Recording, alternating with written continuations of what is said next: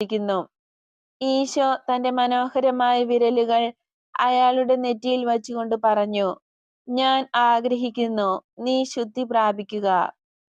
ഉടൻ തന്നെ അയാളുടെ വൈകൃതവും വ്രണങ്ങളും മാറി. ശുദ്ധജലത്തിൽ കഴുകിയെടുത്തതുപോലെ അയാളുടെ ശരീരം ശുദ്ധമായി. ആദ്യം സുഖപ്പെട്ടത് മുറിവുകളാണ്. പിന്നെ തൊലിയുടെ വൈകൃതം മാറി. വലതു കണ്ണ് യഥാസ്ഥാനത്ത് പ്രത്യക്ഷപ്പെട്ടു. മനോഹരമായ ചുണ്ടുകൾ പല്ലുകളെ മറച്ചു. മുടിയും താടിമീശയും മാത്രമേ ഇനി ഇല്ലാതുള്ളൂ. നേരത്തെ തന്നെ ശുഷ്കമായ തൊലിപ്പുറത്ത് അങ്ങിങ്ങായി ചില രോമങ്ങൾ മാത്രമാണ് ഉണ്ടായിരുന്നത്. ജനക്കൂട്ടം അത്ഭുതപൂർവം ആർത്തു വിളിച്ചു.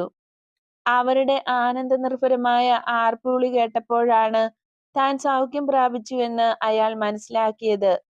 വലിയ കുഴിയുണ്ടായിരുന്ന കണ്ണിന്റെ സ്ഥാനത്തും വലിയ വ്രണം